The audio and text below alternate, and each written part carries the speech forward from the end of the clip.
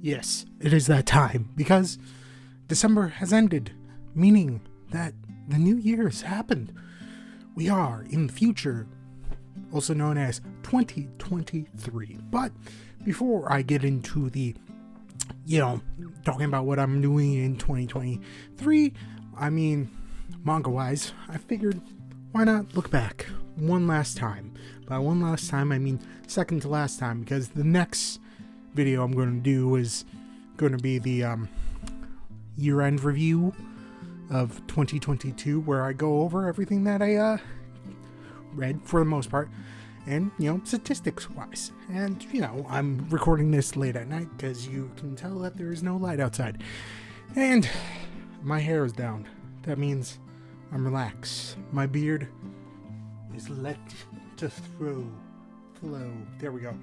But yes, I hope everyone had a very lovely holidays, like Christmas, Hanukkah, Kwanzaa, whatever other holidays there are around there.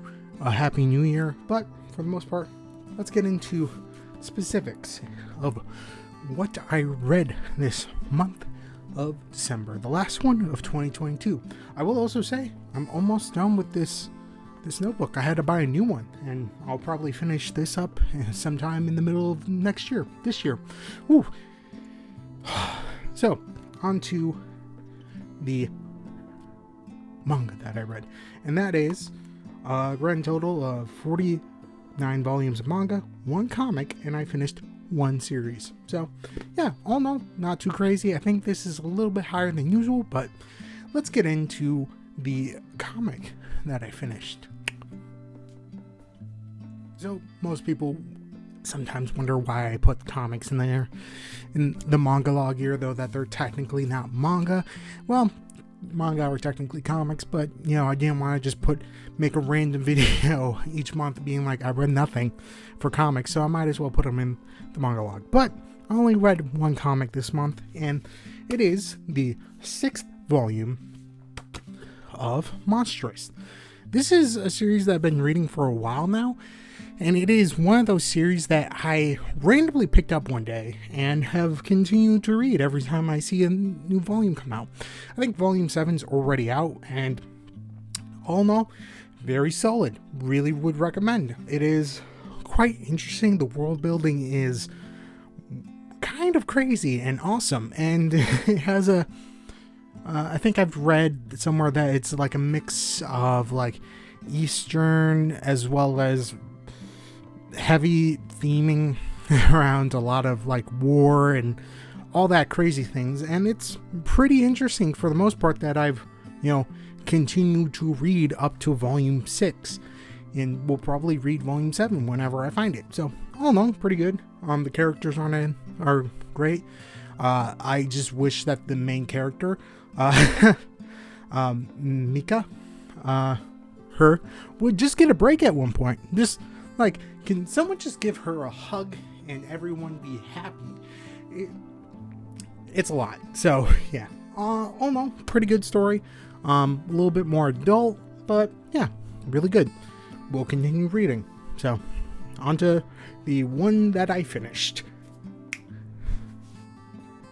So the one series that I finished was a single volume. It is a one-shot, essentially. It is, for one thing, I thought it was going to be Yuri. It wasn't. But I was pleasantly surprised anyways, and that is See You Tomorrow at the Food Court. This is a pretty interesting one. Essentially, it revolves around these two characters that are friends, best friends. They go to different schools, have slightly different personality look-wise. One at school is sort of like that quiet honor school, honor roll type deal, and the other one's a Gira. I never know how to pronounce that. But these two have been friends since middle school and have continued to be friends into high school. And even though that they go to different schools, they still go to the food court every single day after school and hang out and shoot the shit. It's pretty great. I've had specifically like relationships and friendships like that in high school, middle school, high school, and definitely in college, where I would just go with a friend to fucking Subway every Saturday and just shoot the shit, find out how his fucking degree was going. I found out how I was doing. Like, it was pretty great and really solid. The banter between these two are pretty great, and they're really great friendship. And that's all. If you want to read a very short, like, good friendship, this one.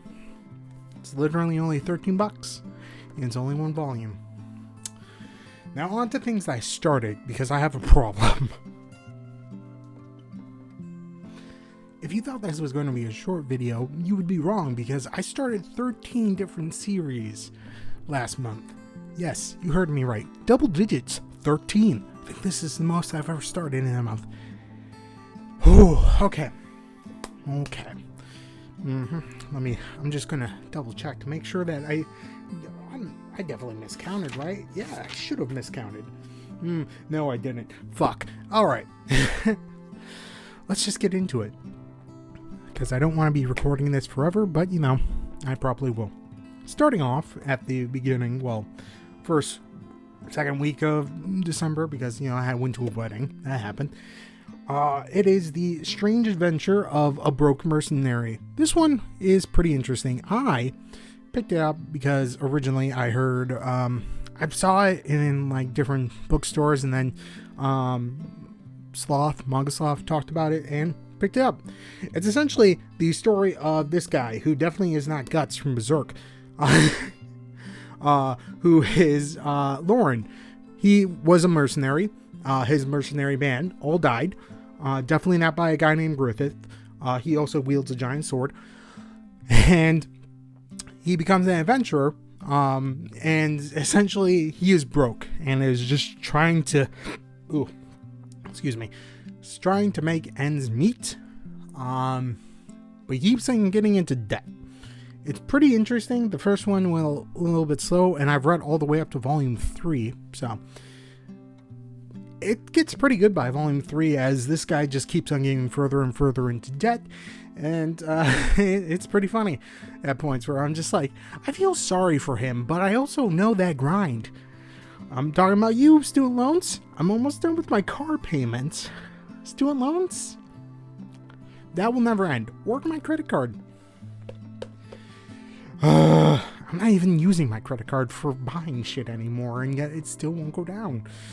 I understand what it means to be broke at points. So, yeah. It's not even an isekai, so there was that. From there, we have the daily report about my witch senpai. Doo-doo. This one's a pretty cute one. Essentially, this lovely lady who is Shizuka is a witch, and witches happen to be a person in this world that are able to use magic, and they help out around the office essentially. And it's essentially him, the boy right there, who is Miso, potentially falling in love by the end of the kiss of the first volume. I don't know how many volumes are in this. This could be a short one, but it was cute and adorable, and also showed don't fucking there was one part where I was just like, not him, her ex-boyfriend, fuck that dude. And yeah, it's pretty good, all in all, really solid. If you want adorable, like, office shenanigans with magic, go ahead. So if I'm going by fast, it's because there's a lot. 13, because I have a problem. Up next, we have one that is an isekai, and that is Magical Explorer Reborn as a side character in a fantasy dating sim. Yes, that is the full title. So, essentially, we have Kyosuke right here, who was a guy that really enjoyed this one game, Magical Explorer. And then he gets transported into the game, but not as the main character, as the side character. By side character, he was the best friend of the main character, and essentially the only thing going for his character is the fact that he had a lot of mana, and that's about it. And him being like, yo, I kind of want all the babes. Is that based? Maybe. Do I care? No. And it's essentially him trying to get stronger to become the strongest and, have all the girls fall in love with him. That's it. It's not crazy. It seems pretty interesting for the most part. It's isekai schlock.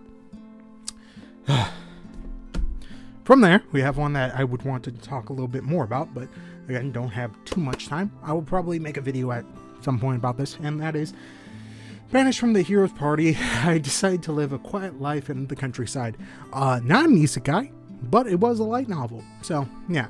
This one is pretty great. I watched the anime, and I liked it enough that when it came out, I bought it.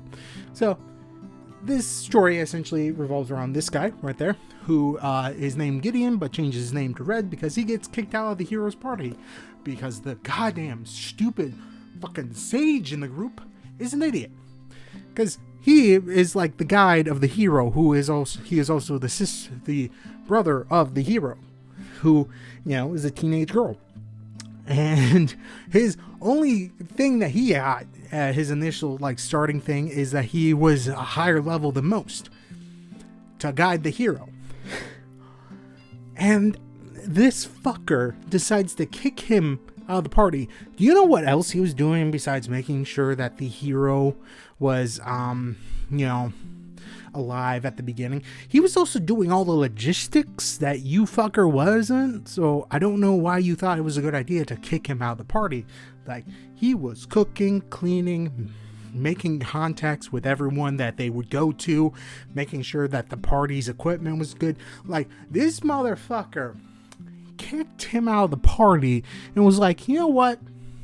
We don't need someone to do the logistics. I think that's stupid. It was stupid, and they're having problems after he left. It's almost as if you need someone to do all the logistics, and also he was keeping the party motivation up. It's crazy how that works out. I mean, you were a fucking idiot. So yeah, really good. A lot more wordy than I thought, but pretty solid all around. I read the first 2 volumes and will continue reading more. From there, we have another long one, another isekai. That one wasn't an isekai, but this one is, and that is going by these fast. And I've already been doing this section for about 7 minutes. Okay. We have the magical revolution of the reincarnated princess and the genius young lady. This one is a Yuri. Essentially, the princess right here, who is, I forget how you pronounce that name. Ensfia? She is reborn into this world with magic and wants to be really super magical, but unfortunately she doesn't have the ability to do magic, but she's able to make a lot of magical equipment and industrialize the entire world essentially with magic. Unfortunately, she's also eccentric, but also quite literally she told her father, I don't want to be the ruler unless you allow me to have a harem of women. This was great. Let me just get to the point. There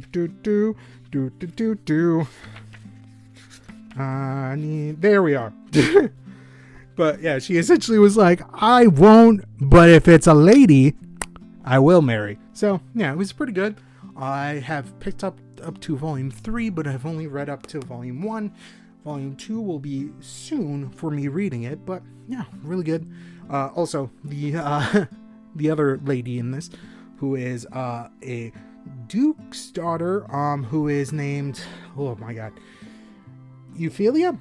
Her fiance was her brother, and essentially it was sort of like, you were being mean to the one commoner in the school, and she's just like, no, I just said hey, I don't want the improprieties that would happen. There was no bullying going on.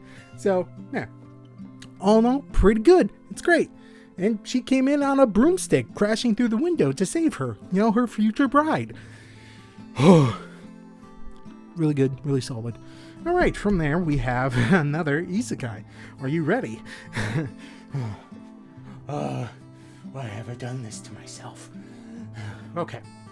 We have the most heretical last boss queen from villainous to savior. Another fucking isekai where the crown princess, who is named Pride Royal Ivy. That is the fucking name of the main character. Easier to say than the last one, but you know. Anyways. Essentially, she is a fan of the one game.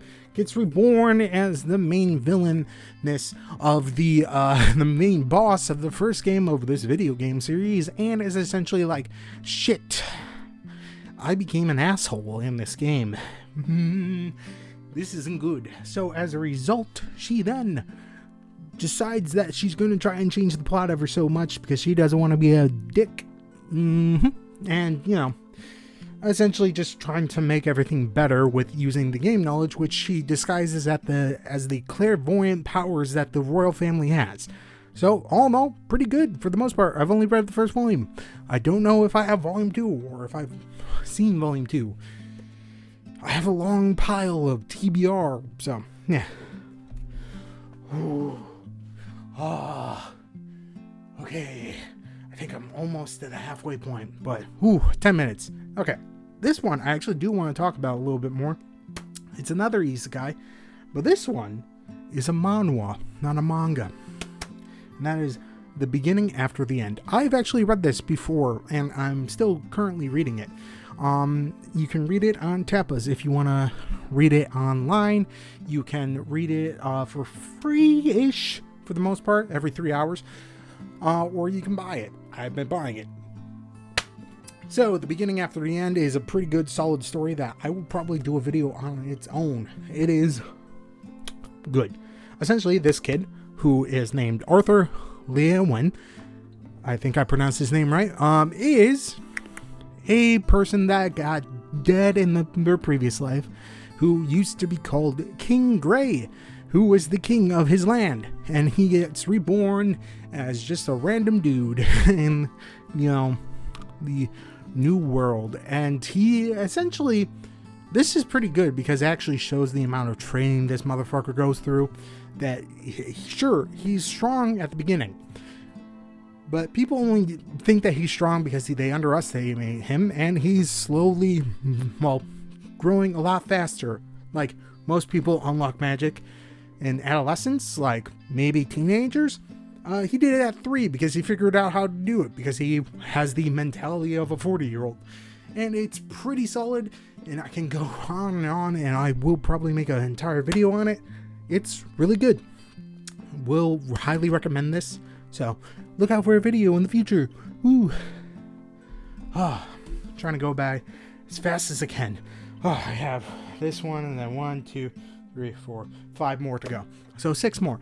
Alright. For the next one, not an isekai, we have Chained Soldier. This one is sort of ecchi, lewd type of deal. Essentially, in the world, there was no gender equality even now. I don't know why they pointed that out in the volume. They're like, gender equality no longer, it changed. Because, you know, females got superpowers by eating a fruit from an alternate dimension that showed up. But, you know, there was no gender equality in the beginning, so at this point it's just flipped.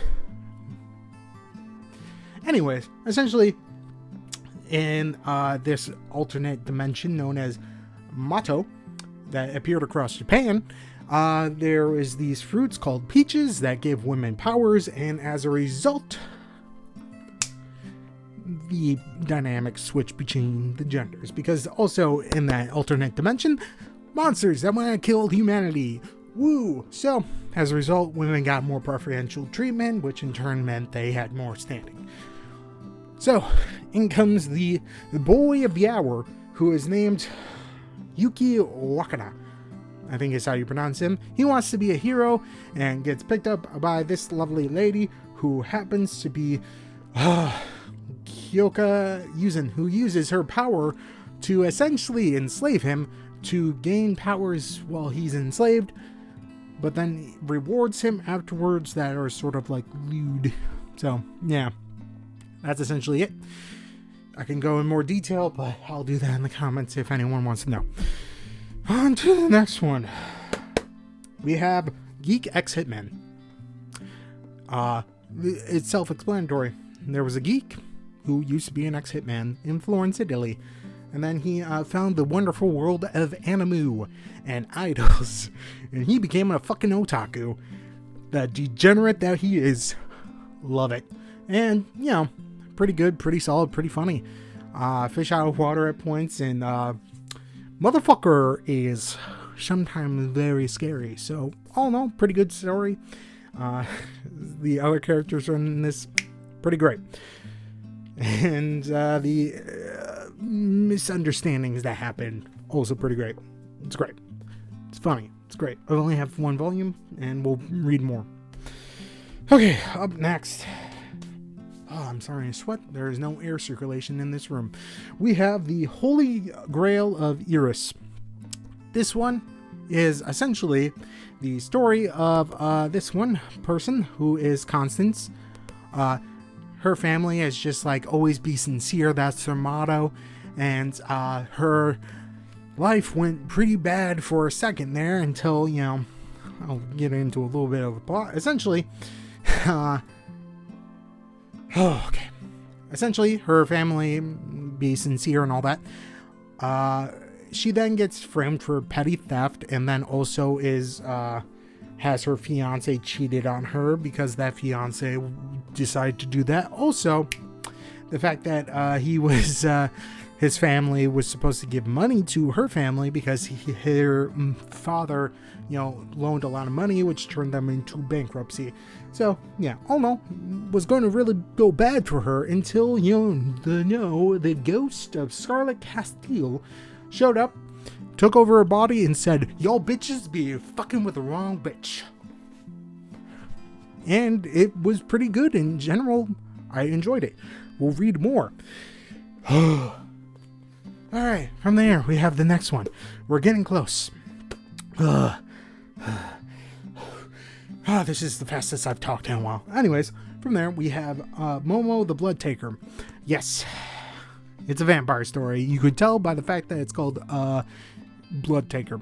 Essentially, Japan is having a vampire problem, but the detectives don't know what's going on.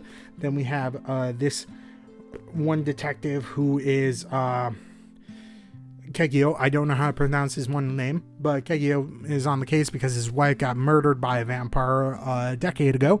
And essentially, he eventually turns into a vampire, but this lovely lady, who I think is named Momo, who is not a girl. She's 200 years old, but she looks like a girl. You know the trope. Dance in the Vampire Bun if you've ever read it. Anyways, it's essentially that. And a little bit of mystery and intrigue and the like. It's pretty good, pretty solid. And I already have volume 2. We'll eventually read it. And yeah. I got water. Give me a second. I probably shouldn't, make so many decisions about starting new volumes and new series. It was a poor decision on my part. Really poor. Okay. If I'm breathing too heavily, I'm sorry. But it happens. Okay. On to the next volume. Okay. We have... Why is the name so long? Fuck. We have... My repair skill became a versatile cheat, so I think I'll open up a weapon shop. This is not an isekai, but essentially this dude, Luke, joins a hero's party. Heroes go into dungeons and explore them. They kick him out because all he can do is repair. Turns out his repair skill gets a little bit broken, cheaty type deal, and he opens up a weapon shop that makes really crazy weapons. Ugh. So, yeah, that's it. It's nothing too crazy. It's like pretty run-of-the-mill, like, fantasy stuff at this point. Okay. The next one, the last one, because I've been going through this, like, quick, is, one that I accidentally picked up volume 2 for, but then picked up volume 1 later on so I could read it in order, and that is, Sensei's Pious Lies.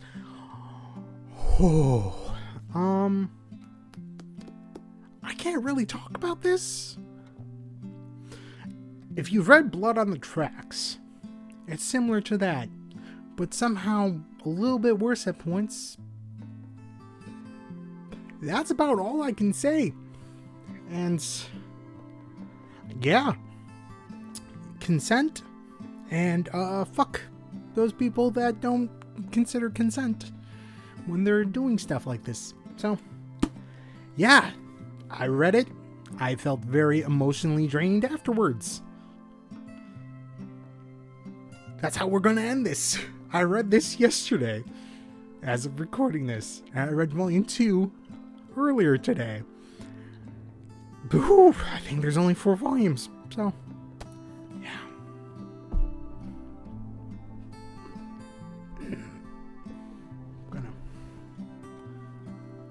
The stuff that I started. So I'm gonna end the video now, but let's get to that point. Alright. Alright. That's the end of the video. I should really cut down on the amount of volumes in the series that I start to read in the months, but that's probably not going to happen. I'm running out of space in this apartment. I only have like a few more shelves. I don't know what I'm going to do afterwards. Whew.